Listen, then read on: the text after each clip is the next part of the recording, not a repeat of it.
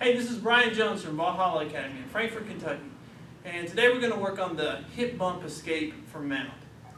The hip bump escape from mount works extremely well, gi, no gi. It's a good self-defense technique. It catches people off guard, and I find that a lot of people don't teach it as a basic move, but I consider it one of the fundamental escapes because it works so well, especially against an untrained opponent in a self-defense situation. So we're going to work on it. It involves the hip bridge, an explosive hip bridge. So you need to know how to do the hip bridge, you need to be comfortable with it, and we're going to use that to create space between us and our opponent. So we need to hold we can drag our legs into because they're mounted on us. So let me do this first solo. The idea is that we explode up and we elevate. At the same time we're elevating, we're straightening our arms, and then we're going to drop our hips while our arms are locked. So our arms are straight for a second, but they are supporting rather than pushing. So we didn't bench press him. We lifted him with our hips, and now we drop out from under him, and he's still in the air. This is hopefully either going to completely fling him off of us if he's not ready for it, or leave a gap here where we can slide our legs into a half guard, butterfly guard, or full guard, depending on the situation.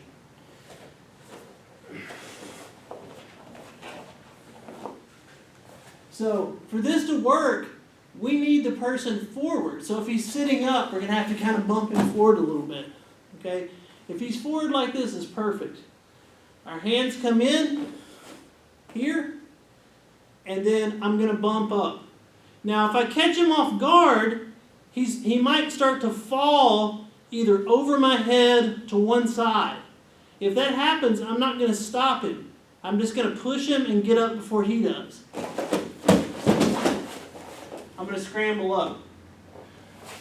So that is a kind of an ideal situation, really. You catch them off guard completely, they go flying, you scramble up on top. Again, you know that they're going, so don't try to redirect them and put them back in your guard because that's a lot of energy. What's likely to happen against a more trained opponent is you're going to create a little bit of space, and you're going to have to work with that. So we're going to create some space. He's still going to be on top of us, but we're going to be holding him up, and we're going to slide our legs in.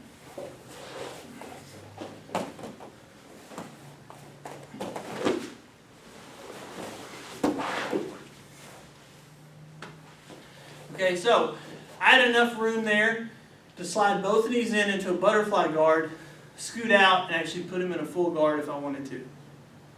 Again, an ideal situation. So if I can't throw him off of me, I'm at least going to get the best guard position I can. Now, as they get increasingly better at holding mount, you're going to get less and less space from this. So you may have to get one knee in and then work from there, or you may have to bump a couple of times to actually get some space. All right, so this time he's going to hold me a little tighter, and I'm going to have to work to get my knees in.